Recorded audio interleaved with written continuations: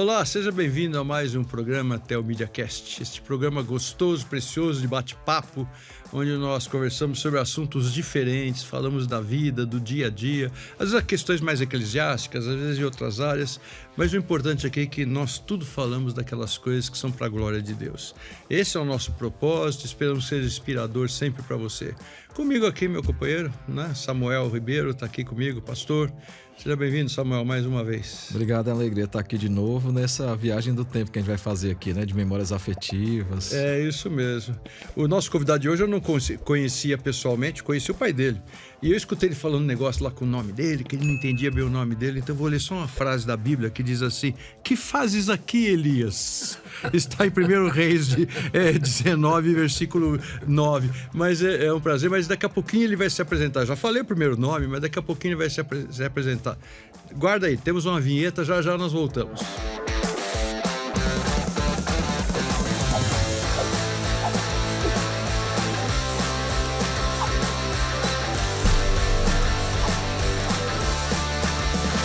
Pronto, estamos de volta. Então eu já falei o primeiro nome, Elias. Mas eu não conhecia, mas conheci o pai dele. O pai dele é de grandes memórias para mim, na minha faixa de idade. Mas acho que quem gosta de música sempre vai lembrar. Tinha alguns nomes, acho que eram 2 ou 3 muito conhecidos. Um deles era Luiz de Carvalho. Era assim, conhecido. Eu o conheci pessoalmente, ouvi cantando, já com idade, mas aquela voz maravilhosa que Deus deu. E que hoje deve estar, a gente não sabe como é que funciona lá, né? Mas deve ter um coro maravilhoso lá no céu. Eu falo que a gente que é pastor, a gente tem que arranjar outra coisa para fazer. Porque se tem uma profissão que não tem no céu, é pastor. Também não tem advogado, não vai ter médico.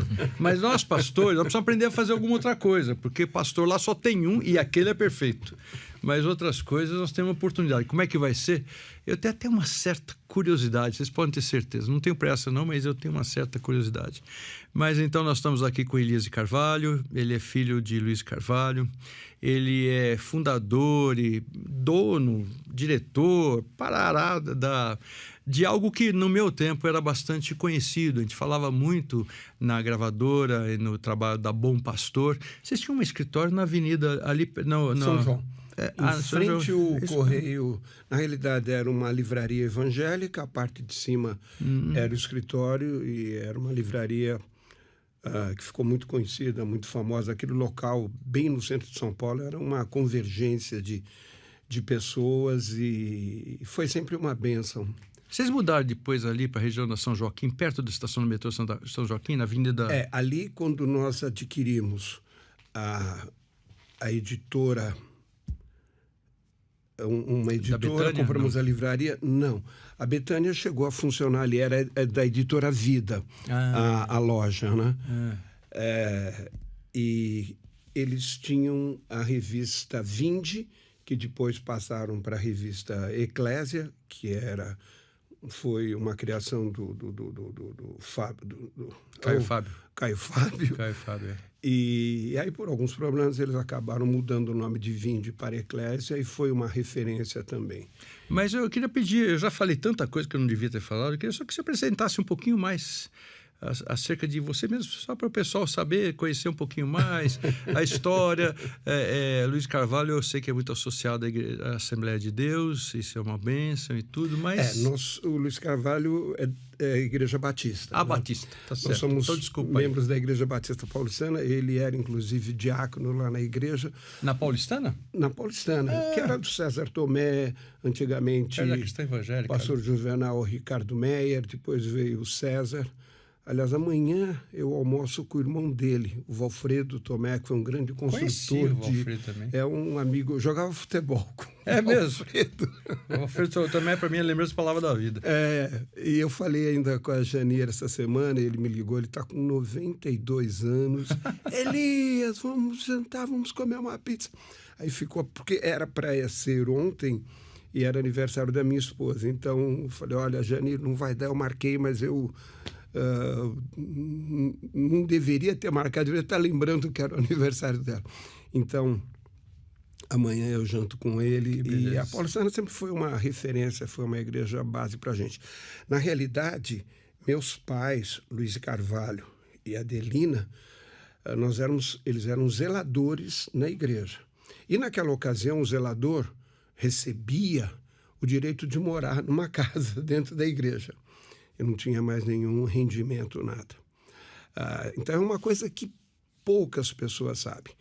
Então nós éramos em 3 irmãos, depois nasceu o Davi, que foi o 4º irmão, e depois, quando minha mãe faleceu, meu pai se casou com uma outra senhora e teve a Priscila. Então nós acabamos ficando em 5.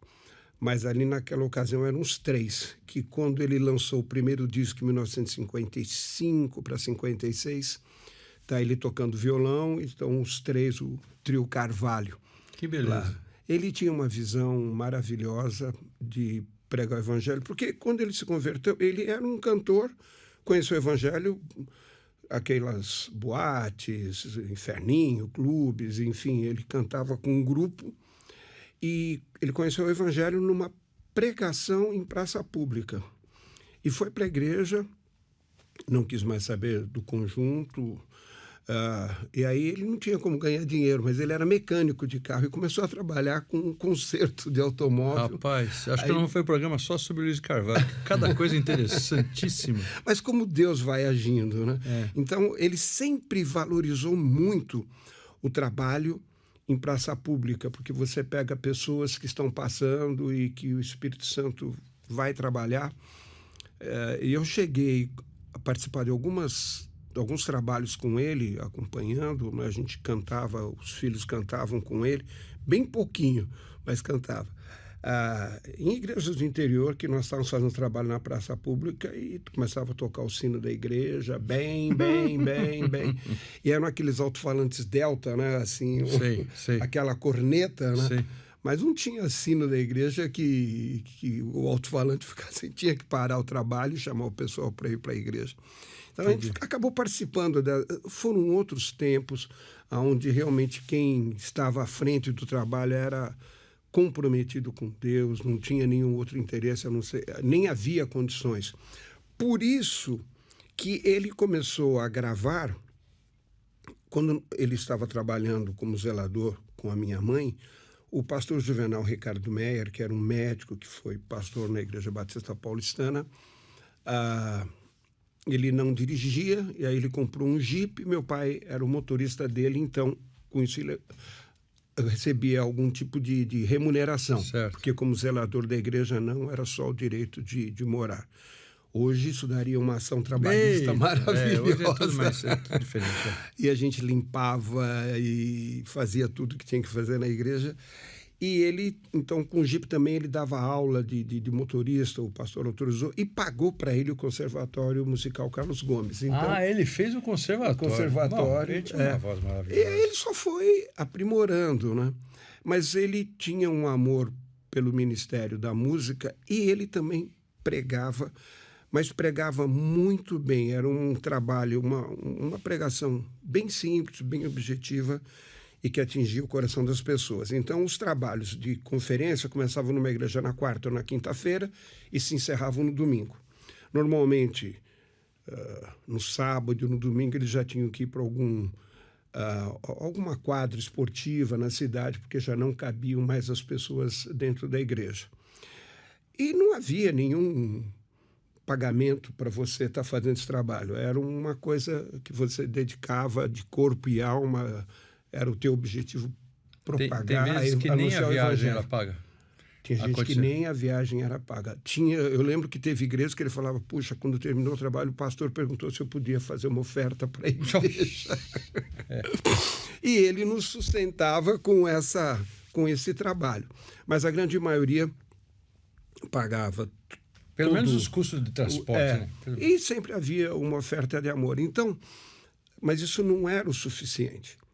E aí, com a venda dos discos, quando ele terminava cada noite na igreja, então ele tinha uma remuneração um pouco melhor com a venda dos discos. E ele foi sempre assim, nunca exigiu um cachê de uma igreja, um pagamento.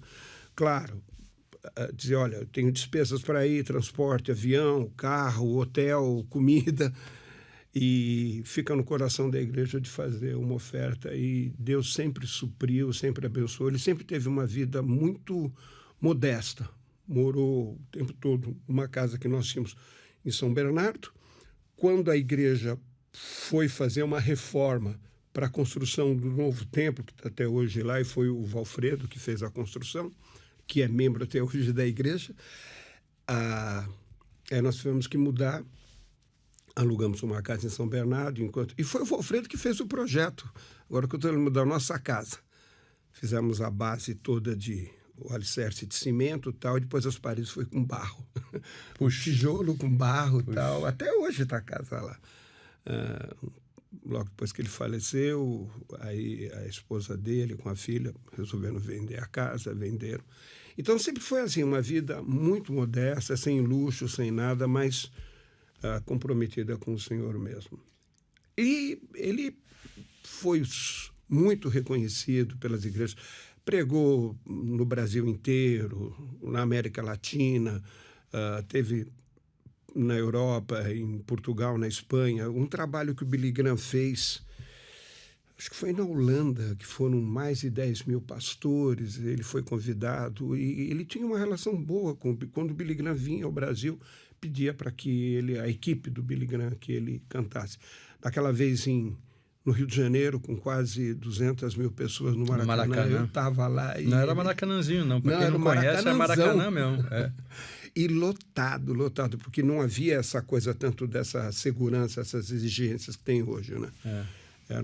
Eu tinha uma Bíblia, brochura dessa campanha do Billy Graham, e a fotografia na capa era o Maracanã. Era o Maracanã. Era o Maracanã. Deve ter algum lugar na minha casa. Mas foi um trabalho fantástico. Você ia falar o quê? Mas é que o Maracanã não era cadeirado, né? Era no cimento batido. Não, a parte geral embaixo era... Cabia bem mais pessoas. Pessoal em pé, inclusive. Juntava todo mundo, né?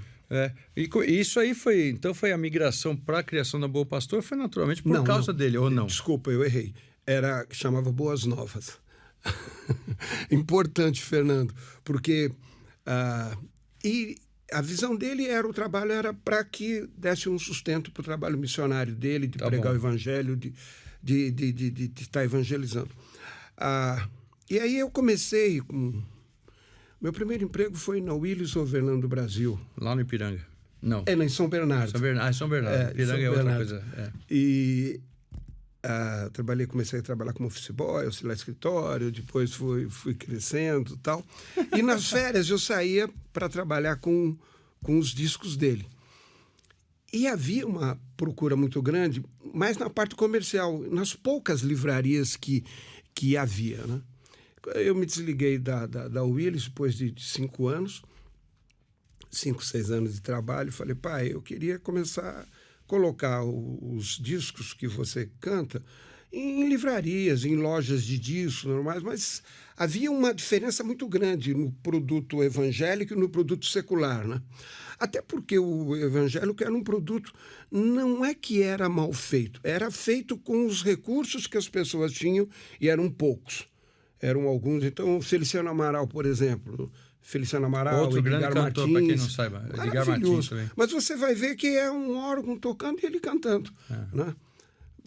E é um passarinho cantando, Feliciano Amaral. Nós chegamos a gravar o Feliciano Amaral na linha Bom Pastor. Nós temos acho que uns 5 ou 6 trabalhos com ele também. E aí eu comecei a fazer esse trabalho de distribuição. Nós já tínhamos as livrarias da Casa Publicadora Batista, que depois virou JUERP, Junta de Educação Religiosa e Publicações da Convenção Batista Brasileira. E esses discos, primeiro eram os discos 78 rotações, que quebrava, tal, depois logo em seguida veio o LP, e havia interesse. E também a Igreja Assembleia de Deus tinha a CPAD, a Casa Publicadora das Assembleias de Deus, em algumas capitais. Então eu comecei a fazer esse trabalho comercial e, de repente... Quer dizer, ele era o grande gênero, com um dom maravilhoso, mas era focado realmente no trabalho dele. Tanto é que, na Boas Novas, 80% das músicas dos LPs são o Luiz Carvalho cantando. Tem a Marta, a minha irmã, cantando em algum. Tem um pessoal de Londrina, Instituto Seminário Bíblico de Londrina, um disco com o José Tossi, tem 2 com o Edgar Martins, mas... 80% era ele, porque a visão dele era essa, para que esse trabalho ajudasse. E a sua também, que era para trabalhar junto com o seu pai, vamos dizer, no começo. Mas trabalhar junto, mas eu vi que realmente tinha um campo aberto, né?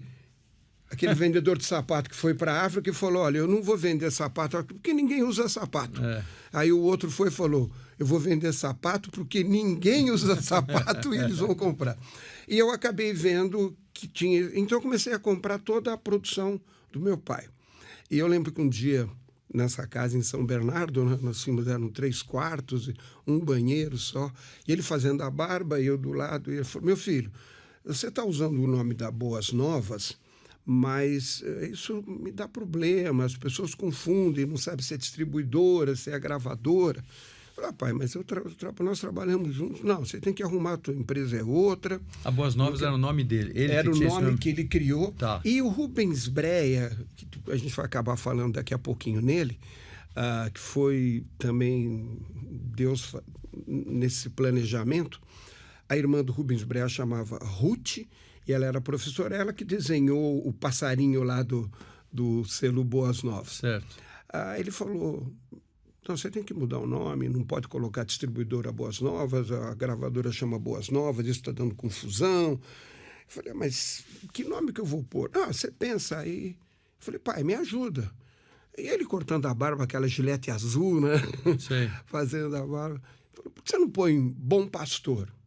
Eu falei, tá bom, vou colocar Bom Pastor. E fui para o contador, mudei e coloquei Bom Pastor. E aí eu me senti muito mais à vontade para também distribuir outras gravadoras, como Louvores do Coração, a Califórnia, Favoritos Evangélicos, que era o do Feliciano Amaral, era do Paulo Rangel, e o Feliciano Amaral era um dos cantores, era o cantor, né?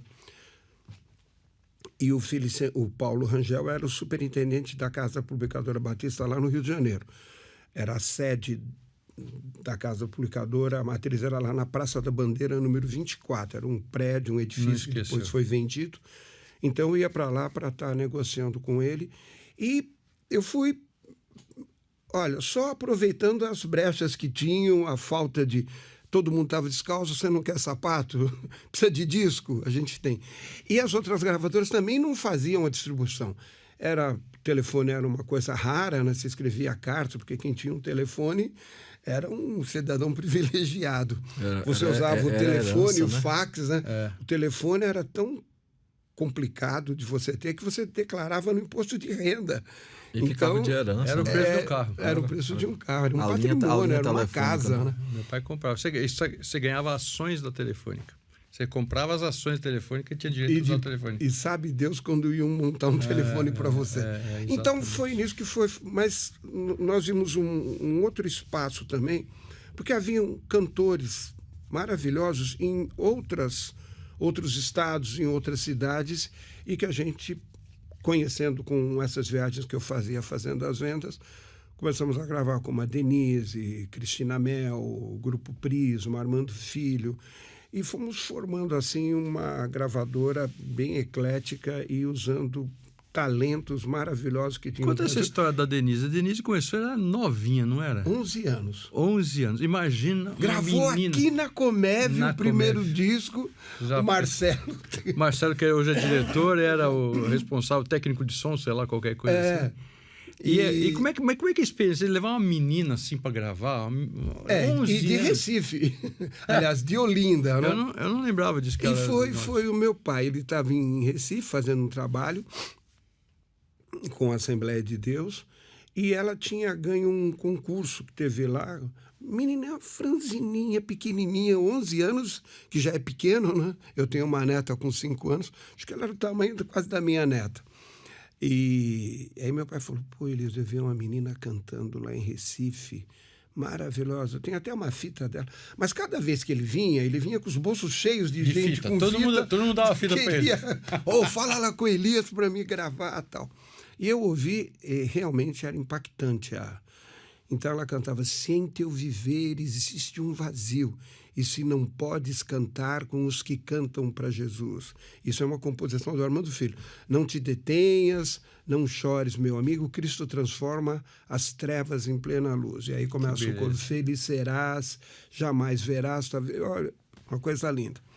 Aí ela veio com a dona Deices, que é a mãe dela, pagamos a passagem. E assim, a gente tinha uma expectativa boa, mas alguém totalmente desconhecido, né? E na Bom Pastor, graças a Deus, a gente tinha já um setor bom de marketing, de divulgação, de promoção. E aí, eu vou contar já para vocês. Saiu o disco e realmente era um fio, é como Feliciano Amaral, um fio de voz, mas com uma interpretação maravilhosa. Voltando para o Maracanã com o Billy Graham. Quando o Billy Graham fez esse trabalho, ele pediu para que o Luiz de Carvalho fosse o cantor, o último cantor, que o antecedesse antes da mensagem. Então, o trabalho começava às 3 ou às 4 horas da tarde, mas desde o meio-dia vinham cantores cantando, o pessoal chegando. E aí eu falei com meu pai, olha, você trouxe a Denise, vamos fazer o seguinte, ela não é conhecida, mas antes de você já entra com ela e põe ela para cantar na frente. Nesse momento que entravam as câmeras de televisão transmitindo, porque o que vinha antes não havia como você transmitir. Aí a Denise cantou Confiando Vencerei e foi assim e depois ele entrou, o estádio deve ter depois ficado o Billy Graham escutando. cantando. Foi tremendo, foi assim uma grande oportunidade. E a Denise, nós gravamos muitos discos com ela e ela ficou muito conhecida, mas assim, eu lembro de igrejas que as pessoas queriam pegar pedaços da roupa dela. Era assim uma coisa, a mocidade. E ela era uma moça muito bonita, muito carismática, muito carinhosa, muito atenciosa, mas era assim, era uma febre. Ela é viva ainda hoje? Tem a notícia? Denise é viva, é viva. É casada Canta com ainda? o pastor Miguel, canta. Aí a gente pensou numa outra estratégia. Denise muito conhecida no Norte e Nordeste, pouco conhecida no Sul. Luiz de Carvalho, muito conhecido no Sul e no Nordeste, mas se a gente juntasse os dois, aí começamos a fazer alguns discos com os dois cantando. E o repertório que vinha, que eles cantavam, eles fizeram alguns trabalhos juntos em viagem, foi realmente uma coisa muito interessante. Um outro ponto positivo na Bom Pastor é que eu tinha uma preocupação. Pessoas evangélicas que quisessem dar um disco de presente para o chefe no escritório, para um professor, para um vizinho, para um amigo, acho que ele dava o disco e ficava meio envergonhado se o cara algum dia ouvir, né? E a gente começou a fazer produções realmente com orquestras, com arranjos, porque era mais ou menos assim, a gente brincava que não era acompanhamento, era perseguição, né? O cara saía cantando e o pessoal atrás perseguindo. Então, e nós gravamos muitas produções desse jeito, porque você não tinha recurso financeiro. Então, você tem uma empresa só trabalhando com material evangélico, sem o auxílio de uma igreja ou de uma denominação, era realmente alguma coisa Seu pai nunca muito teve difícil. esse apoio denominacional? Não estou dizendo que ele fosse maltratado na igreja, estou dizendo, mas assim, ele é o pastor da convenção e tal, não chegou a ser essa estrutura? Não, nunca teve um salário, algum contrato. Nunca pastoreou uma igreja local não. específica? Mas acho que pastorear ele também entendia que não era o ministério não era dele. o ministério dele. Eu acho que ele até teve convites, eu realmente estou falando o que eu acho, nunca ouvi ele comentando. Mas, assim, com a carência de pastores que tinham naquela ocasião, até pastores que trabalhavam, às vezes, meio período e não recebiam nada da igreja só para ter o sustento. Quer dizer, era realmente missão mesmo, vontade de pregar o evangelho e ser pastor. Ele brincava comigo e falou, Elias, uma pregação é como 8 horas de um trabalho braçal. Ele fala, bom, você ainda deve ter 16, porque você prega e você canta também, né? Foi muito conhecido. E aí nós começamos a pegar o trabalho dele e dar uma roupagem diferente do que ele dava na Boas Novas. Aí ele parou realmente com as Boas Novas, aí ele fez um contrato conosco, aí ele tinha um ganho dele, mais um percentual. Eu lembro que durante mais de 30 anos nós pagamos o plano médico dele, enfim. Foi, assim, como a gente fazia também com os outros cantores. Tinham participação, alguns tinham alguma coisa fixa, com cada um. Cada um era... Mas a visão da gente era essa. Boas capas mais profissionais e, principalmente, a orquestração, o acompanhamento, que fosse um acompanhamento o mais próximo possível do que era no mundo secular. Certo. Aí nós gravamos, Nelson Ned, gravamos em português e gravamos em espanhol. E só com a negociação que a gente fez o disco em espanhol com o México, na realidade foi com uma gravadora em Dallas que trabalhava também todo o México, e os hispanos nos Estados Unidos, e são fortíssimos. Pagou toda a produção, porque o acompanhamento era um só, né? Aí você canta em inglês, em português, em espanhol, como você quiser. E aí o Nelson Neto pediu, eu queria que o teu pai cantasse comigo, e eles gravaram juntos Em Fervente Oração. Ficou maravilhoso. Nunca se encontraram. Em fervente oração. Isso. Na presença de... Nossa. E ele, quando ele fala o grave, a gente fala ir buscar o feijão. Na presença de Deus. Só que era muito mais grave a voz dele. Não, a voz dele era... E ficou muito bonito essa gravação. Em espanhol ele não canta, mas foi a gente já tinha um relacionamento muito forte com gravadoras americanas para trazer... Olha, eu vou tomar a liberdade de falar da revista Gospel. Mostra aí, isso é mostrar importante. Aqui Emigrante, mostrar o Petra. Tem gente que lembra disso ainda, né? Não, eu tenho todas essas. Olha, quem lembra do que foi a música, né, de louvor e adoração? Foi o início, né, com Rossana Music. Quanta coisa boa. E você encontrava isso em banca de jornal. Eu comprava isso. Eu lembro da época que mudou da Vinde para o nome Eclésia, quando mudou o nome da revista. Eu lembro, eu comprava isso. Eu comecei a trabalhar com 15 anos, então o dinheiro que eu tinha era para comprar livro e essas revistas.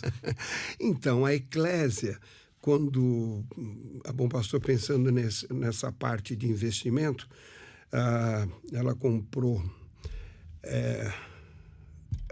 esqueci o nome da editora Força Maior, era alguma coisa assim, onde tinha a livraria da Editora Vida e tinha a revista Eclésia.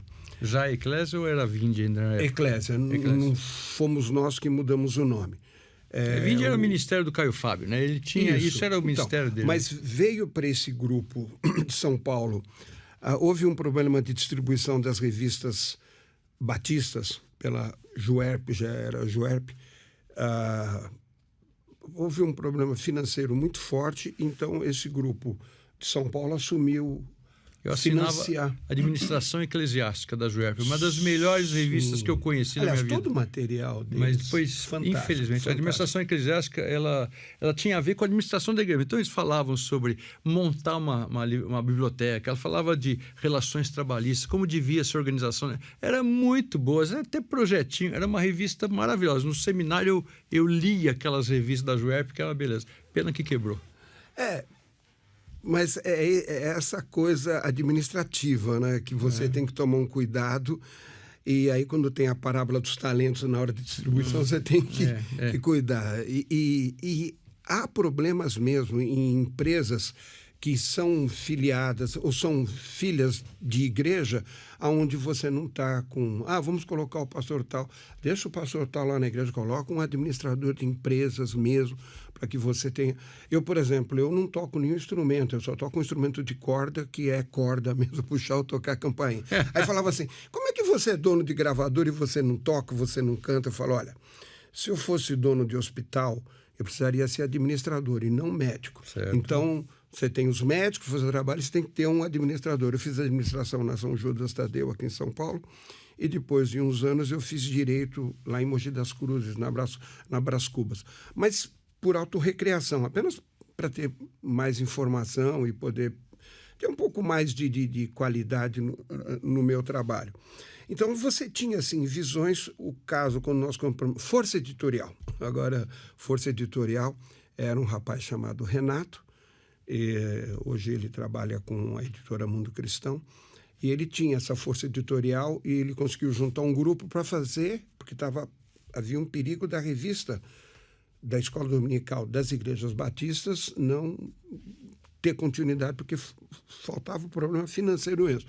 Eles bancaram, sabiam que estrategicamente era bom, só estava sendo mal administrado. Mantiveram o grupo que fazia a revista em si, os comentários, as lições, a escola dominical. E pagaram as impressões e foram distribuindo. Isso eles fizeram durante uns 2 anos e estavam indo muito bem, mas aí a Juerp resolveu parar e ela assumir tudo novamente. Aí deu uma derrubada nesse grupo. Foi quando a Bom Pastor comprou esse grupo editorial com a revista Eclésia e com a loja. Nós chegamos a fazer 1 trimestre ainda a distribuição a pedido do Dr. Almir, que era o superintendente na ocasião da Juerp, para que eles tivessem tempo de continuar. Eles tinham a estratégia e a Bom Pastor tinha, né?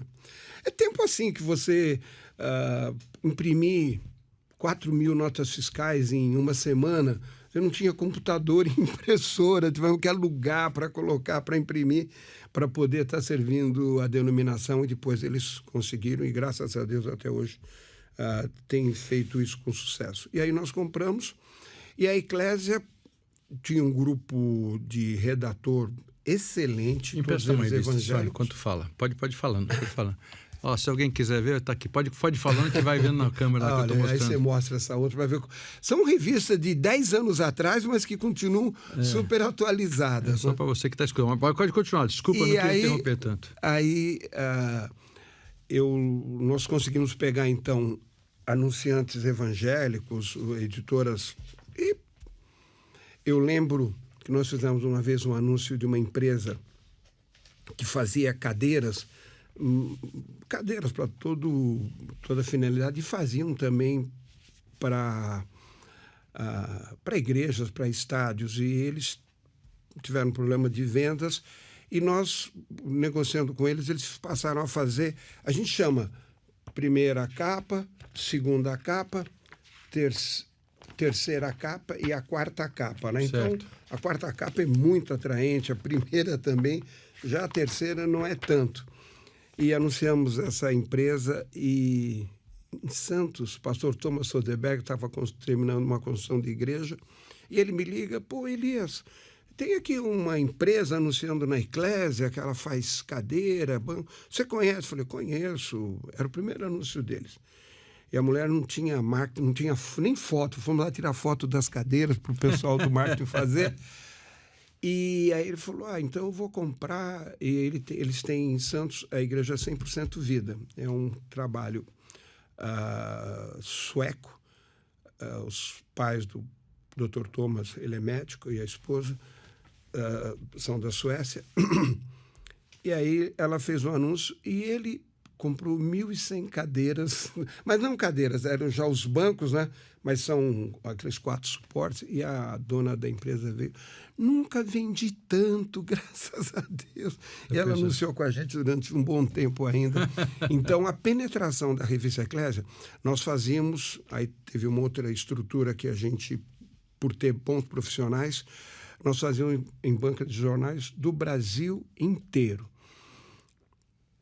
Então, você era a editora Abril, ela comprava, ela ficava com toda a edição consignada, e ela fazia a distribuição, e depois de uns 60 dias ela devolvia as revistas que sobraram e fazia a prestação de contas. Não era concorrente com nenhum título deles, né? Porque eles não tinham trabalho evangélico. Mas é interessante que eles trabalhavam com outras editoras que até eram concorrentes, mas para ir no caminhão, para ir junto, para pagar o frete todo. E havia com isso eles conseguiam ter um resultado muito bom financeiro.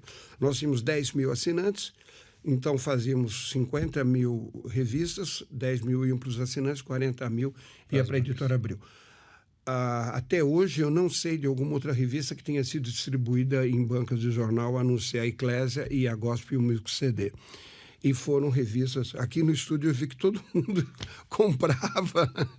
Então, a gente sabia que o resultado era muito bom, haviam vendas, haviam polêmicas, fomos processados por algum pessoal não evangélico que eventualmente a gente colocou. Eu até... Acho que foi essa aqui, não? Não, mas saiu no número seguinte, eu falei isso até com o Arthur, saía não, acho que eu não trouxe essa revista, era a revista, não a Veja, a Época. Ela fez uma matéria sobre essa matéria aqui, né, falando sobre Harry Potter, né? Fantasia ou satanismo, né? Isso poderia ser tão atual hoje. E ela fez uma pauta citando, dando todo o crédito à revista Eclésia, mas falando do que o pessoal da Eclésia fez. E a Eclésia acabava sendo fonte de referência para jornalistas, para Globo, Folha, Estadão. Eles perguntavam coisas sobre o que acontecia no mercado, no segmento evangélico, né? Então, a gente acabou sendo referência também. Como é que é a tiragem, mais ou menos? Lembra? 50 mil. 50 mil, era mensal. O que você tinha falado. 10 mil eram para os assinantes, 40 mil ia para as bancas do Brasil todo, mas você tinha que ter um capital para fazer 2 ou 3 revistas, para depois começar a receber a primeira. E a tiragem dos LP, mais ou menos o que nos tempos? O que seria isso? Cada vez Cada um era uma história. Tá. Então, o Luiz de Carvalho, por exemplo, nós tínhamos um disco como Obra Santa. Até hoje, o número de views que tem é um negócio fantástico. Mas uma Cristina Mel, quando começou, foi também um grande sucesso. A Denise foi incrível. Depois nós tivemos um período, veio nos procurar o grupo Prisma, e a gente tinha uma relação boa com o pessoal adventista. Até saiu uma reportagem, uma matéria na Eclésia, Adventista, Religião ou... Seita? Ou não. Seita. Puxa vida. Aí nós recebemos umas cartinhas deles lá que foram bem carinhosas. E era o pessoal... Assim, são temas polêmicos, né? E a gente falava, olha, vamos ver o que a gente não vai atrapalhar quem também está trabalhando. Mas você era editor também disso ou não?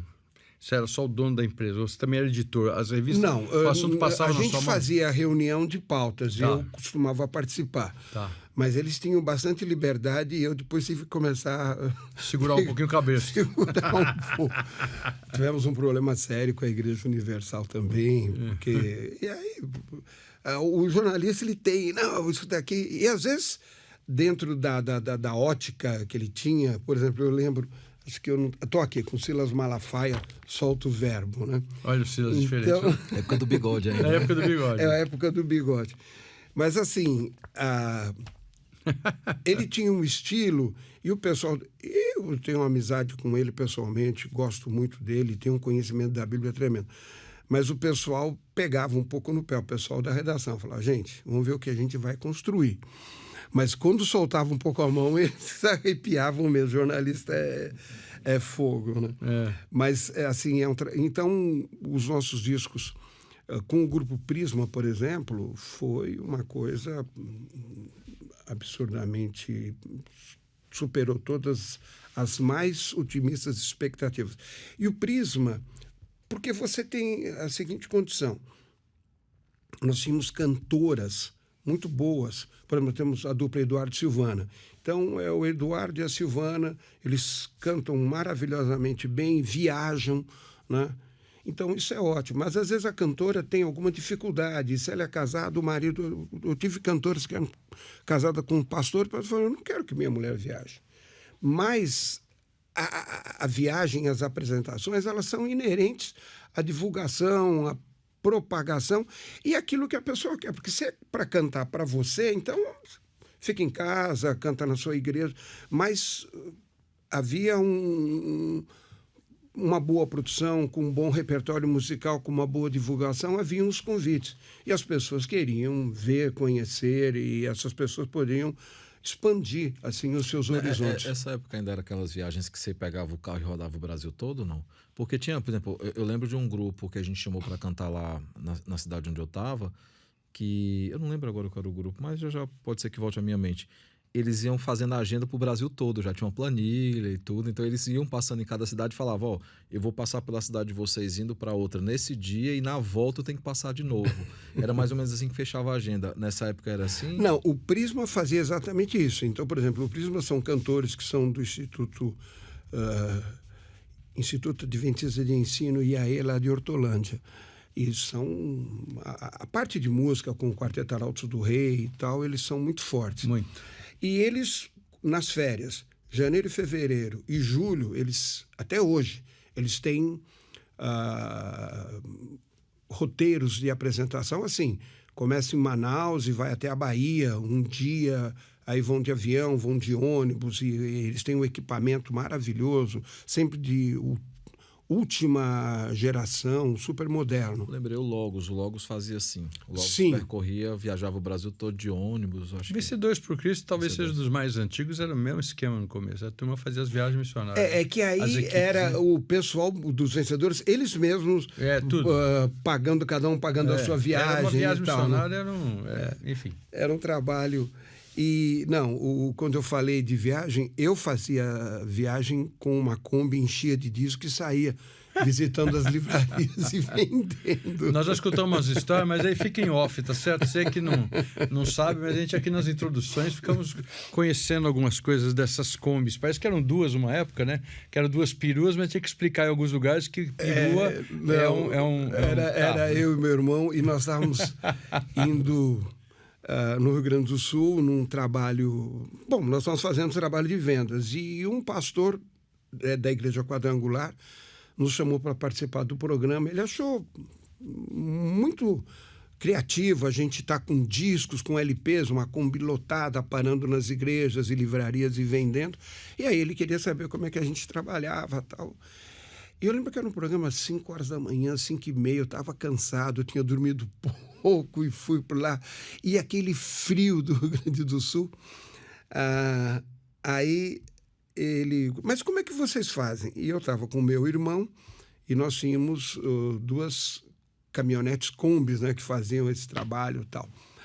E aí eu falei, pastor, a gente viaja pelo Brasil todo, nós temos 2 peruas que andam com a gente. Aí ele parou e falou, irmãos, em São Paulo, perua é aquela caminhonete Kombi.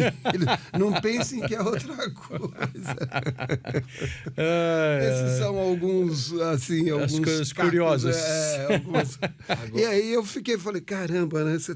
O Brasil é tão grande, tão rico, que às vezes determinada expressão num estado, numa região, né? Você fala no Nordeste, você passa a roupa, né?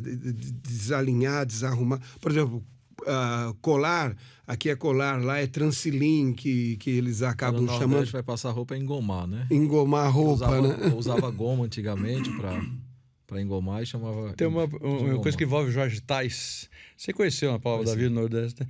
E aí todo mundo contava a história que um dia que ele falando da parábola quando Cristo... Parábola não, da história de Cristo curando o paralítico, disse que quando chegou Jesus apoiado em 2 mulatas, e aí eu apoiado em 2 mulatas, né? Eram 2 muletas, né?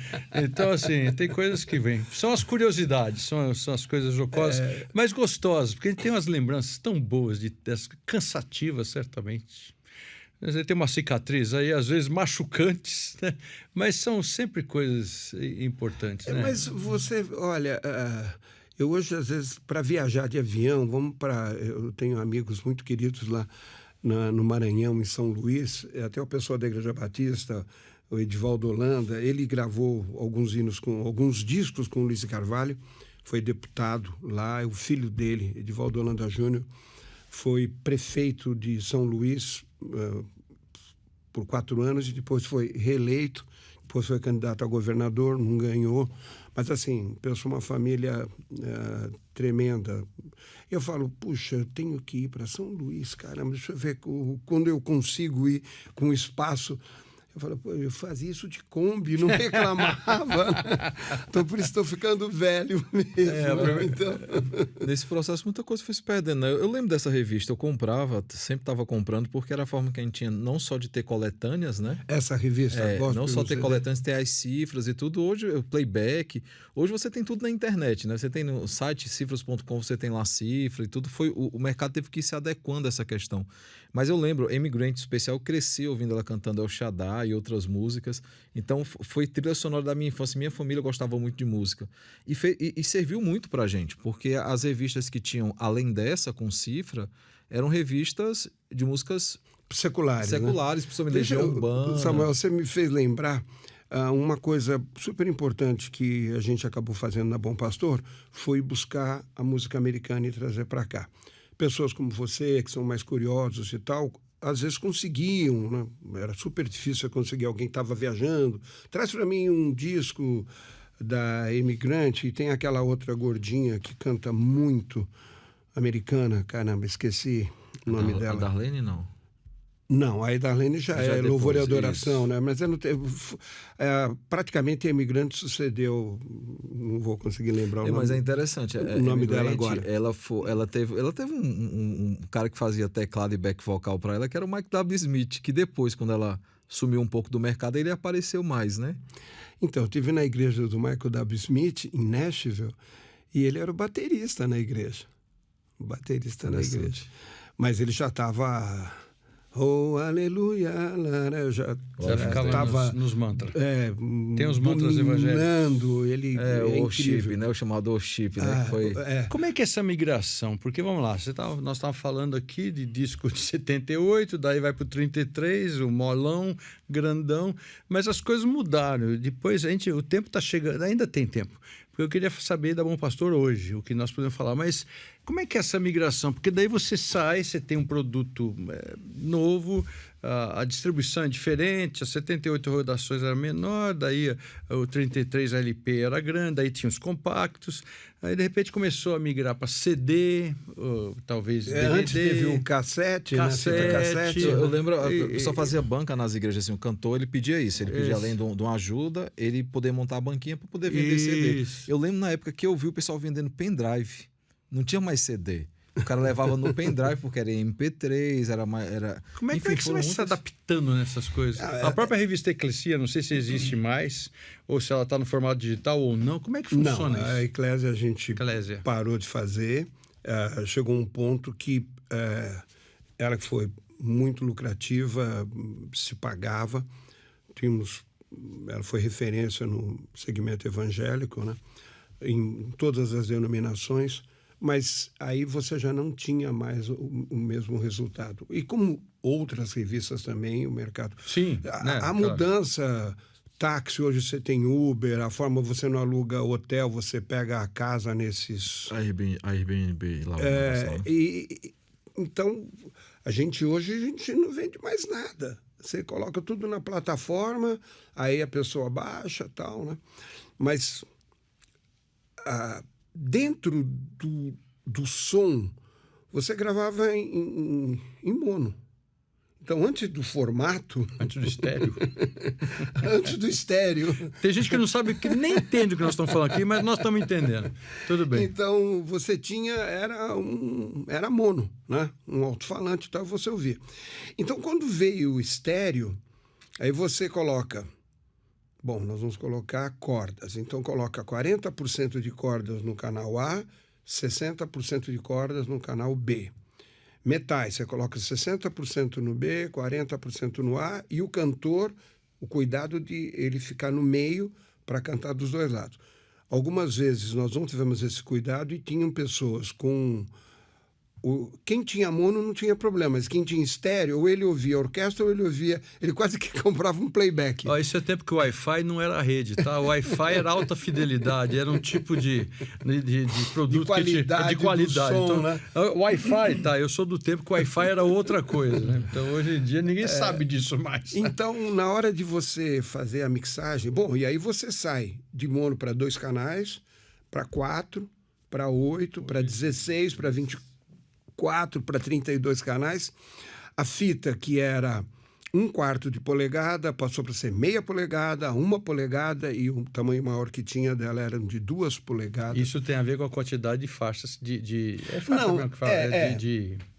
faixas dentro do... E aí você toma cuidado nas bordas, né? A fita era quase essa largura aqui. Você coloca nas bordas instrumentos que não são importantes, mas se acontecer alguma coisa de amassar, e no fim a parte vocal, back, cantor e tal, você coloca mais no meio para estar protegendo. E aí você começa a fazer a mixagem. Então, quando eu falei aquela coisa... E você ia descobrindo isso, porque a princípio lançava a fita, não sabia que ia amassar e ia prejudicar algum instrumento, né? A pessoa vai descobrindo com o uso e o que aconteceu, né? E apagar. Então, assim, era do tempo que apagava... E aqui na Comev a gente cansou de fazer isso. Você fazia emenda, você cortava o pedacinho da fita. Cortava cortava literalmente. Você ia com a tesoura, tirava um pedaço e emendava com fita. Você chamava splice. Era uma fita branca e você emendava o líder, né? Que era aquela... Parecia uma serpentina, né? Estamos próximos do carnaval. Para fazer a separação da música 1, da música 2, da música 3, né? Isso tudo foi acabando virando eletrônico, veio... Mas, assim, até hoje, a gente usa... quando você tem que gravar bateria, gravar metais, instrumento mais forte, você grava analógico ao invés de digital, e você tem uma presença maior. Aí eu aprendi nos Estados Unidos, por exemplo, gravando back, gravando coral, né? Você tem microfones... soltos para você pegar os harmônicos que estão... Então, se você não tiver equipe boa, bem preparada, não sei o que, você perde um pouco da qualidade. Terminou a música, tum! Quer dizer, isso que fica no ar faz parte da música também, aí depois você acaba parando. Então, essa parte dessa... E os estúdios de gravação estavam loucos, né? Porque o cara tinha 4 canais. Olha, eu tenho 4 canais. Outro, eu tenho 8 canais já. Então, começava a migrar. E aí você começou a ter, assim, bateria que você gravava. Imagina, você gravava bateria, corda, metal, back, a voz do cantor, tudo compactado mesmo. Gravava todo mundo junto. Um errava, volta, todo mundo para fazer. Aí, quando você... Com a modernidade, isso foi gravando por etapas, né? A base, né? Guitarra, contrabaixo, bateria e um teclado. Daí põe no fone, o cara escuta e canta. Aí depois, no outro dia, você grava metais. Depois... Você fazendo a guia para depois gravar a voz, né? A voz seria o último, né? Vem o back e tal, né? E eu lembro do meu pai, às vezes ele reclamava, né? Esse back tá muito rápido, meu filho, não sei o quê. Aí você tinha um speed, né? Que você podia atrasar um pouquinho, meio tom para baixo ou meio tom para cima, para você sincronizar para a voz ficar. Então, assim, a gente tinha tudo que era de mais moderno, mas a evolução era muito rápida. Ficou básico mesmo entre 16 e 24 canais. Tinha vários estúdios, Mosh, eu gravava muito com Edições Paulinas, lá na Vila Mariana. É um estúdio, assim, incrível. Mas da Comev é melhor. Mas só voltar, eu lembro... Eu já falei que o da Comev, para gravação de coral, e eu trouxe aqui vários corais para gravar, a questão por causa do pé direito, que foi muito bem projetado, era fantástico. Uhum. Mas eles tinham lá as máquinas, na ocasião, com 24 canais, e a gente precisava, quando Prisma, o grupo Projetarte, o Integração, que foi um grupo que veio de Vitória, que também muito bom, excelente. Achei que eu tinha até um disco aqui deles, gravado na Comev. Olha aqui. Eu tive esse disco aqui. Esse tem o Não Tardará, que é maravilhoso. Esse pessoal, olha, cada um aqui tem uma profissão, a maioria são casais, né? Uhum. Os maridos e esposas. Tem o menino do baixo, esse daqui, aí ele era casado, mas a esposa não cantava, só acompanhava. Então, isso aqui foi gravado arranjos do Iscaran, vocal Marta Dourado, técnico Ricardo Lippe, mixagem Claudemir, e foi gravado no estúdio Comev, direção, estúdios, dimensão 5 e Comev. Usávamos, às vezes, 2 canais, porque tinha alguma coisa que você usava do outro estúdio, e o acabamento na Comev era excelente. Quando você vai fazer, olha, Pingo de Gente foi uma série que começou com a Vaninha, foi gravado na Comev também. Deixa eu ver aqui. Estúdio Comev, mixagem Marcelo Valim. Eu conheço. Ele deu um pulo lá dentro, tô vendo pelo vidro aqui, ó. Técnico Bruce Norton e Marcelo Valim. Edição lá. Ele tá lá. Tá aí, Marcelo, Pingo de Gente. Então é gostoso a gente ter essas histórias. E na ocasião, aqui não diz quantos canais eram, mas a Comev foi sempre acompanhando e tendo muito... E com as dificuldades inerentes por ser uma empresa evangélica, claro, que acaba ficando limitada, né, onde ela vai buscar clientes, né? E a Bom Pastor e a Comev fizeram excelentes parcerias com muitos trabalhos de qualidade que até hoje, né, 40 anos depois, continuam brilhando e trazendo muita alegria para a gente. Agora, me permitem, eu queria falar dessa migração da Bom Pastor para a música internacional. Sempre foi uma preocupação minha de qualidade. E qualidade os americanos, por vários motivos. Primeiro, porque é um país evangélico. Segundo, porque é um país muito rico, com um bom poder aquisitivo, né?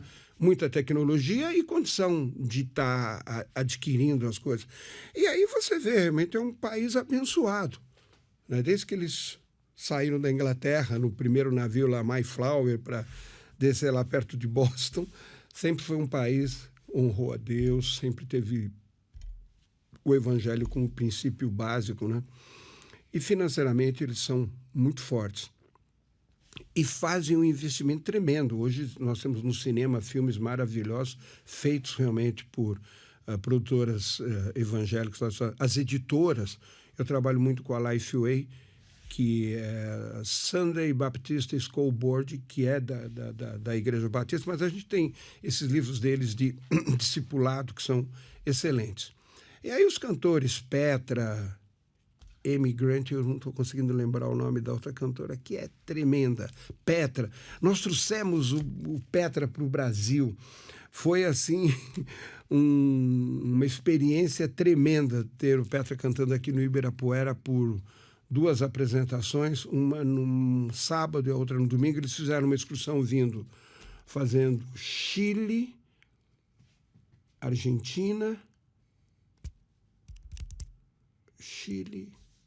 Argentina e Brasil. Se apresentaram em Belo Horizonte, se apresentaram no Rio, e aí, por conta da Bom Pastor, 2 vezes em São Paulo, no Ibirapuera. Mas eu não tinha visto, até conhecer o Petra, essas apresentações que você chama de tower, o som, quando você coloca no palco, você vê o pessoal cantando, tocando, mas está tudo aqui nos fones de ouvido, não tem o retorno para eles, o retorno está no fone de ouvido. E o som que vai para quem está assistindo, né? E foi gratificante ter essa condição de poder trazê-los. Mas a gente queria essa coisa da qualidade mesmo. Então eu comecei para os Estados Unidos para buscar playbacks, para conseguir negociar onde eu tivesse o que era muito caro para fazer no Brasil. Estúdio, arranjos, as cópias, os músicos, e você recebia isso tudo pronto. Chegamos a fazer 4 ou 5 discos assim, mas o gosto americano não é o gosto brasileiro.